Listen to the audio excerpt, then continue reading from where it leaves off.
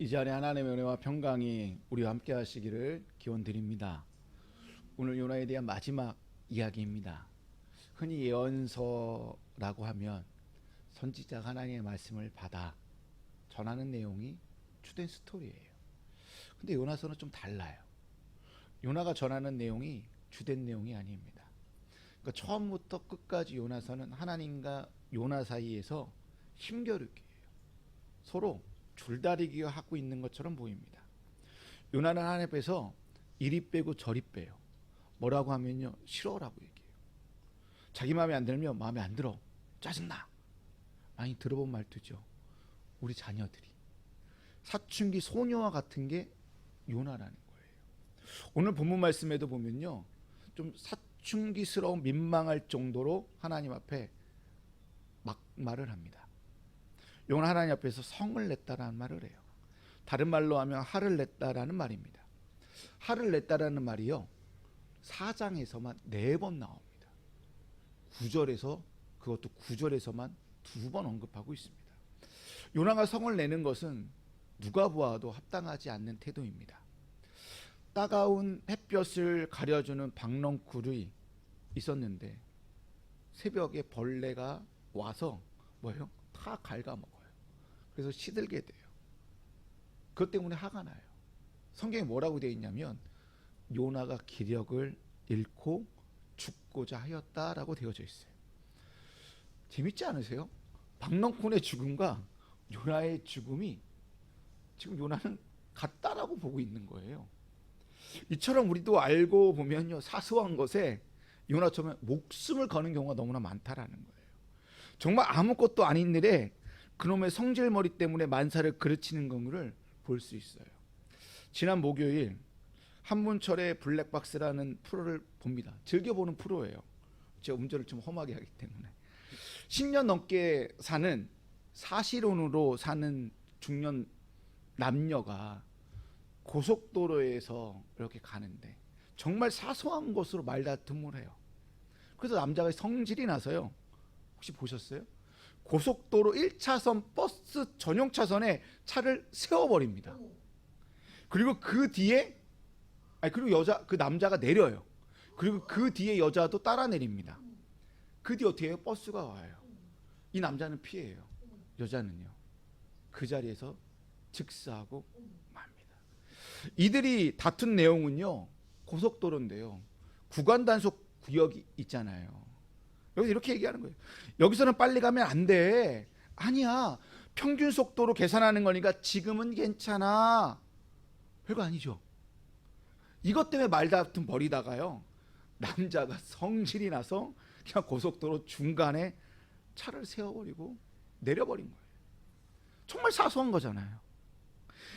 정말 이 사소한 것 때문에 이렇게 목숨을 잃을 정도로 우리는 그놈의 성질머리 때문에 만사를 그르치는 경우가 있다라는 거예요. 뭐 저 역시 한성질하기 때문에 만사를 그르치는 경우가 한두 번이 아니었기 때문에 아내와 아들이 늘 소가리를 하죠. 요나도 어찌 보면 사소한 것에 지금 목숨을 걸고 있어요. 요나도 성질머리가요, 한성질한 것 같아요. 근데 그 성질이요, 자기의 신념과 지금 맞붙였어요. 그리고요, 가치가 들어오고요, 신학적인 기반이 거기에 다 쌓이게 돼요. 그러니까 하나님께 화를 내는 거예요. 화를 내는 것에 그치지 않고요, 뭐예요? 분을 못 이겨서 하나님 나 죽여주세요. 나 더 이상 살고 싶지 않아요. 내가 이 꼴을 보느니 내가 죽고 말 겁니다 라고 얘기를 하는 거예요. 세상에 그러한 일로 죽기를 자처한다면 세상에 살아남을 사람이 얼마나 되겠습니까? 요나는 처음부터 끝까지 하나님이 행하시는 일이 마음에 들지 않았던 거예요. 그러니까 스스로 이렇게 판단해버리면서 하나님은 나랑 맞지 않아, 하나님 옳지 않아 라고 스스로 판단해버린 거예요. 이러한 판단은요, 전형적인 자기 중심적인 태도예요. 자기 중심적인 태도에서 생각해보니까 하나님께 화를 낼 수밖에 없었다라는 거예요. 여러분, 요나가 하나님께 화를 내는 밑바탕에는요, 제가 좀 전에 자기 중심적인 태도라고 얘기했잖아요. 이러한 자기 중심적인 태도가요, 이기심에서 나온다고 저는 생각합니다. 이기심이 뭐예요? 자기만 생각하는 거잖아요. 자기만 옳고 남들은 틀렸어, 나 자신의 이익만 생각하는 것이 이기심이잖아요. 이기심을 제일 잘 나타내는 말이요, 우리 복불복 1박 2일의 게임의 복불복, 나만 아니면 돼. 이게 전형적인 이기심의 말인 것 같아요. 이 이기심의 언어들이 우리 이렇게 사용해요. 남들이 어찌 되든 말든 나만 괜찮으면 돼. 나한테만 피해 안 가면 돼. 내 것만 안 건들면 돼. 나만 손해 안 보면 돼. 이러한 말들이요, 다 이기심에서 나오는 말들이 아닐까요? 요나가 지금 하나님께 화를 내는 것은 박넝쿨을 너무나 아껴서가 아니에요. 박넝쿨이 자기에게 그늘을 주었기 때문에, 즉 이 박넝쿨이 나에게 이로움, 이익을 주었기 때문에 그것을 빼앗아 갔기 때문에 너무 화가 났다는 거예요. 요나의 입장에서 보면요, 박넝쿨은 자신의 것이에요. 그렇기 때문에 자신의 것이 빼앗겼다는 그 이기심에 사로잡혀 있다 보니 화가 났다는 거예요. 성경에서 이기심을요, 헬라어로 에리테리아라고 얘기합니다. 이게 에리테리아라는 이 단어가 성경에서 4가지로 번역이 돼요. 첫 번째가 이기심이라고 번역이 됩니다. 두 번째가 다툼으로 번역되고요. 세 번째가 분노, 네 번째가 당짓는다로 번역이 된다는 거예요. 근데 이 4가지 뜻이요, 서로 각각의 뜻이 아니라요, 다 공통적인 원리가 있어요. 다 연결되어 있다는 거예요. 에리티아라, 이 이기심이라는 것은요, 이기심으로 인하여 다툼이 생기게 되고요, 그 다툼이 생기니까요, 뭐가 나요? 분노가 생기게 돼요. 분노로 말미암아 서로를 지키기 위하여 자기의 이익을 위하여 당을 짓는다라는 거예요. 이기심, 다툼, 분노, 이 당짓기 모두 에리테리아라는 한 단어로 성경은 사용하고 있다는 것입니다. 여러분, 하나님께서 인간을 창조하실 때는 에리테리아, 이기심이 전혀 없었습니다. 당연히 에덴 동산에도 이기심이 없었기 때문에 다툼도 없었고요, 분노도 없고요, 당짓는 것도 없어요. 그냥 평안한 세상이에요. 근데 제가 들어오면서 그 세상이 다 깨지게 돼요. 근데 선지자들은 이렇게 얘기해요. 하나님 나라가 다시 이 땅에 임하게 되면 에리테리아, 즉 이기심, 다툼, 분노, 당짓는 그 모습이 없는 세상으로 도래할 거다라고 얘기하면서 특히 이사야 선지자는 이렇게 선포하였어요. 11장 6절에서부터 8절에 있는 말씀입니다. 우리가 다 아는 말씀일 거예요. 그때에는 이리가 어린 양과 함께 살며 표범이 새끼 염소와 함께 누우며 송아지와 새끼 사자와 살찐 짐승이 함께 풀을 뜯고 어린아이가 그것들을 이끌고 다닌다. 암소와 곰이 서로 벗이되며 그것들의 새끼가 함께 눕고 사자가 소처럼 풀을 먹는다. 젖먹는 아기가 독사의 구멍 곁에서 장난하고 젖된 아이가 살무사의 굴에 손을 넣는다. 이것도 이거에 이 말씀에 관련된 찬양이 또 있잖아요. 사막에 샘이 넘쳐 흐르리라. 이 찬양의 가사도 똑같거든요. 그럼 이러한 세상이 에리테리아가 없는 세상이라는 거예요. 바로 주님이 주인 되시는 하나님 나라의 모습이라는 거예요. 그런데 거기에 제가 들어오면서 하나님과 어떻게 되는 거예요? 같아지려고 하는 그 마음이 에리테리아, 이기심이라는 것이 들어오면서 우리는 하나님과 동등해지려고 한다는 거예요. 그 이기심이 어떻게 돼요? 하나님과 우리 사이를 갈라놓는 거예요. 왜? 내가 하나님과 같아지려고 하니까요. 그럼 어떻게 되는지 아십니까? 그러니까 하나님의 뜻과 생각이 뭐예요? 충돌하는 거예요. 그 충돌이요, 좀 전에 살펴본 이사야에 등장한 동물들끼리요 서로 충동해요. 육식동물인 이리, 사자, 표범, 곰 같은 동물이요 초식동물인 양, 염소, 소 같은 동물을요 공격하고요 잡아 먹는다라는 겁니다. 이것은 단순히 먹고 먹히는 관계를 말하는 것이 아니라 인간의 이기심이라는 죄로 인하여 에덴 동산이 타락하게 되었고 그로 인하여 서로 간의 다툼과 분열과 분노가 어디요? 이 에덴 동산 안에 만연하여졌다라는 것을 말한다라는 거예요. 그리고 그 충돌이 오늘 본문에서 요나가 하나님께 성을 내었다, 화를 내었다는 표현으로 쓰여진 것이 아닐까 저는 생각합니다. 에리테리아라는 말은 충돌을 의미하는 에리스라는 단어와 하나님을 뜻하는 헬라어 데우스가 합쳐진 단어예요. 그러니까 성경에서 말하는 이기심은 뭐냐면 하나님과 충돌을 말해요. 인간은 하나님과 충돌할 수 없는 존재예요. 근데 죄 때문에 내 생각이 하나님의 뜻과 생각과 자꾸 충돌하게 되는 거예요. 그러자 인간이 하나님과 어떻게 돼요? 이런 표현에서도 조금 거시기 한데요, 하나님과 맞먹으려고 해요. 그리고 하나님을 대상화시켜요. 그리고 형상을 만들어버리고요 우상화시켜버려요. 그리고 인간의 손 안에서 하나님을 컨트롤하려고 그래요. 우리가 하나님께 기도하는데요 마치 요술래프 진의를 원한다라는 거예요. 내 마음대로 기도하고 그것이 응답되느냐 안 되느냐, 되면 감사하고 안 되면 승질 낸다라는 거예요.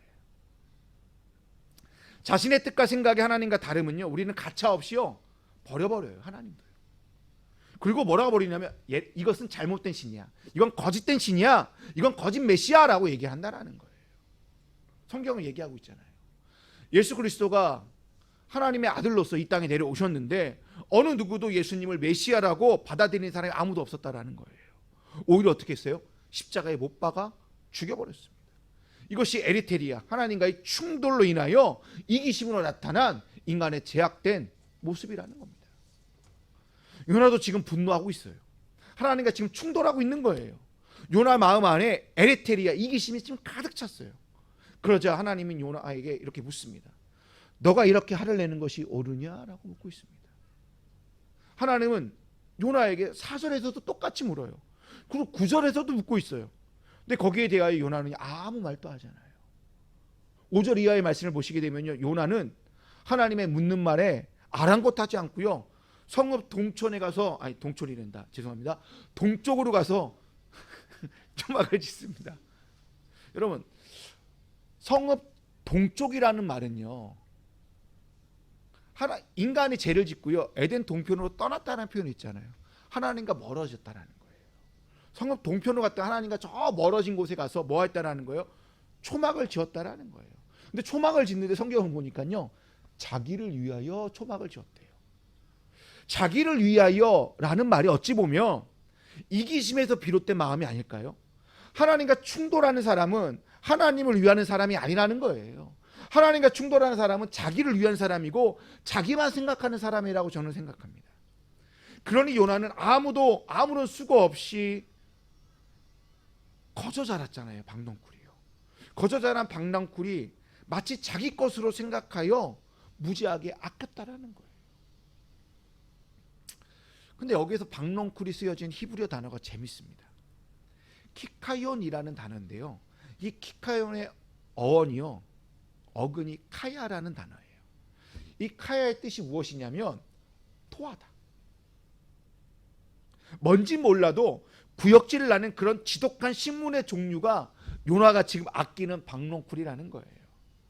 실제 박넝쿨이 어떤 식물인지는 알 수 없어요. 여기만 나오기 때문에요. 학자는 아주까리라고 얘기하는데 개인적으로 아주까리를 한 번도 본 적이 없어서 어떠한 식물인지는 잘 모르겠지만, 아무튼 박넝쿨은 여기서 지금 하나님께서 말하고자 하는 게 뭐냐면 토하고 구역질 나는 것이라는 거예요. 지금 요나가 지금 아끼고 있는 것은 뭐라는 거예요? 토하고 구역질 나는 것을 너가 지금 아끼고 있지 않느냐. 6절을 보시면서 6절에 보라면 뭐라고 되어 있냐면, 요나가 박넝쿨 때문에요, 이 토하고 구역질 나는 것 때문에요, 크게 기뻐하였다라고 되어져 있어요. 이 기쁨이 이기적인 기쁨이라는 거죠. 진정한 기쁨이라고 말할 수 없다라는 것입니다. 우리도 이처럼 토하고 구역질 나는 것들을 아끼고 있지는 않는지 한번 생각해 보십시오. 우리만의 이기적인 기쁨을 추구하고 있지는 않은지 한번 생각해 보십시오. 우리 눈으로는 도저히 구역질 나는 것들을 알 수도 없고요, 찾을 수도 없어요. 그런데요, 하나님의 말씀에 이것들을 비추어 보면요, 무엇이 토할 것이고 무엇이 구역질 날 것인지 바로 알 수 있습니다. 여러분, 우리 안에 에리테리아, 이기심 같은 기쁨, 목숨처럼 아끼고 귀하게 여기는 것들이 말씀 앞에서 보면요, 아무것도 아니고 토할 것들이라는 거예요. 그러니 하나님보다 더 사랑하는 것이 우상이라는 말을 해요. 하물며 자녀도 우상이 될 수 있다라는 말을 합니다. 무슨 말이에요? 하나님보다 더 아끼는 것이 오늘 본문에 나와 있는 키카연, 박넝쿨이라는 거예요. 신약에서는 예수님이 이걸 뭐라고 했냐면 만몬이래요. 하나님과 재물을 겸하여 섬길 수 없느니라. 오늘날 이 시대의 만몬은 키카연, 박넝쿨 같은 거라는 거예요. 만몬 때문에 온갖 불법과 행악을 저지르고요, 사람을 죽이기까지 합니다. 여러분에게 있어서 키카연, 박넝쿨이 무엇인지 한번 곰곰이 생각해 보십시오. 그리고 그것이 에리테리아, 하나님과 충돌하게 되는 원인이 된다면 가감히 싹 다 버려야 된다는 거예요. 하나님은 키카연, 박넝쿨을 없애기 위하여 새벽에 벌레를 예비해 놓았습니다. 그 벌레가 요나가 아끼는 박넝쿨을 다 갉아먹어 버립니다. 여기서도 이 벌레라는 단어가요, 히브리어가 참 재미있어요. 톨라라는 단어예요. 히브리어 톨라. 이 톨라의 이 원래의 의미가 주홍색이라는 의미를 가지고 있습니다. 이 벌레는 이 주홍색 또는 심홍색, 약간 붉은 계열의 물감을 만들 때 사용하는 벌레라고 합니다. 주홍색 하면 우리가 떠오르는 게 있죠. 심홍색, 피요. 십자가의 보혈에 흘리신 주님의 모습이 어떻게 돼요? 마지막에요. 홍색 옷, 홍포, 그 붉은 옷을 입으시고 십자가에 달려 돌아가신 후 3일 만에 그것도 새벽에 부활하셨잖아요. 근데 하나님이 이 벌레를 언제 예비해 놓아요? 새벽에 벌레를 예비해 놓았다는 거예요. 마치 벌레가 토하고 구역질 나는 죄된 우리의 모습을 뭐요? 다 갉아먹었다는 거예요. 죄를 다 없애버렸다는 거예요. 좀 지나친 해석일 수도 있어요. 저의 해석이. 하나님 얼마든지 박넝쿨 잎사귀를 다른 방법으로 없앨 수 있는데 톨라라는 이 벌레를 통해 박넝쿨을 다 이 갉아먹게 하였다는 것은 마치 우리의 죄를 뭐하기 위해서라는 거예요? 씻기고자. 저 구역질 나고 토할 것 같은 저 박넝쿨 같은 거 아끼는 것을 우리의 이 죄된 모습을 이기심 에리테리아를 없애버리기 위하여 부활하신 주님 우리에게 보내준 것이 아닌가 생각할 수 있지 않을까요?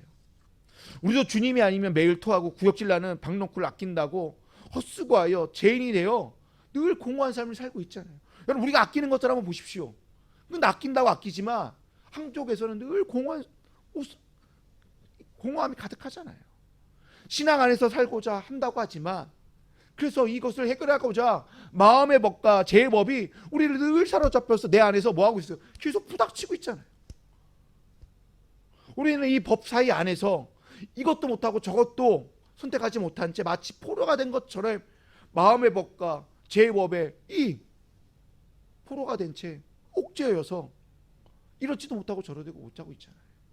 바울은 자신의 이러한 모습을 내가 뭐라고 얘기하냐면 오라 나는 홍구한 사람이로되. 세 번역에서 뭐라고 얘기했냐면 오라 나는 비천한 사람입니다. 이 사망의 몸에서 누가 나를 건져내냐라고 탄식하였어요. 그러자 바울은 자신 있게 이렇게 고백합니다. 화면에 있는 것처럼 보실까요? 우리 주 예수 그리스도를 통하여 나를 건져주신 하나님께 감사를 드립니다. 그러니 나 자신은 마음으로 하나님의 법을 섬기고 육신으로는 죄의 법을 섬기고 있습니다. 그러므로 그리스도 예수 안에 있는 사람들은 정죄를 받지 않습니다. 그것은 그리스도 예수 안에서 생명을 누리게 하는 성령의 법이 당신을 죄와 죽음의 법에서 해방하여 주셨기 때문입니다 라고 로마서 7장 25절부터 8장 2절까지 사도 바울은 고백하고 있었다는 거예요. 이 말씀이 조금 어려워요. 조금 쉽게 이해하고자 메시지 성경으로 볼까요? 감사하게도 답이 있습니다. 바로 예수 그리스도께서 그 같은 일을 하실 수도 있고 또 하신다라는 것입니다. 마음과 생각으로 하나님을 섬기고 싶어 하지만 죄의 세력에 팔려 전혀 엉뚱한 일을 행하는 우리의 모순 가득한 삶 속에 들어오셔서 그분은 모든 것을 바로 세우는 일을 행하셨습니다.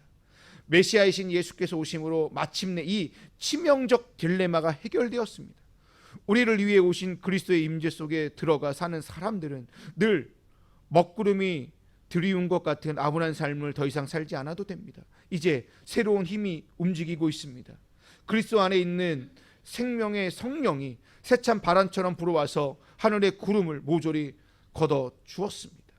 죄와 죽음이라는 잔혹한 폭군 밑에서 평생을 허덕거려 했을 여러분을 해방시켜 주었습니다. 바울은 예수 그리스도로 말미암아 뭐라고 얘기해요? 해방되었다. 그래서 내가 자유와 기쁨을 얻었다라고 말하고 있다는 거예요. 이처럼 요나에게 벌레는요, 하나님께서 예비해 놓은 이 벌레는 지금 자신이 아끼는 것을 갉아먹는 것처럼 보이지만 궁극적으로 실제적으로 요나의 이기심 에리테리아를 뭐예요? 갉아먹고 있다는 거예요.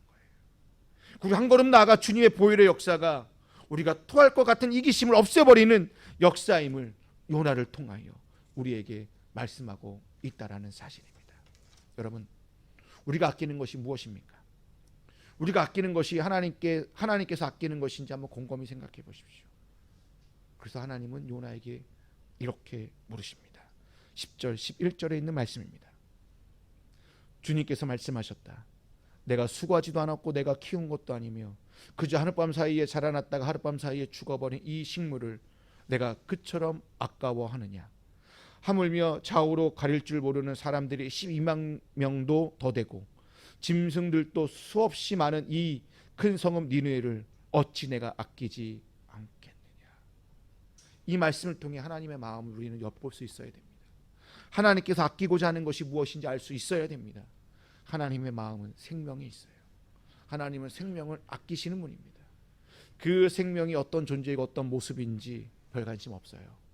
어떠한 가치관을 가졌고 어떤 이념과 어떤 종교와 사상을 가졌는지 하나님은 관심이 없어요. 어떤 피부색을 가졌고 어떠한 성별을 지녔는지 그리고 그 자가 장애가 있는지 없는지 거기에도 관심이 없어요. 하나님의 관심은 그가 살아있는 존재냐 아니냐. 살아있는 존재에게 하나님은 관심이 있다라는 것입니다. 그럼 우리는 어떻습니까? 우리도 생명에 관심이 참으로 많습니다.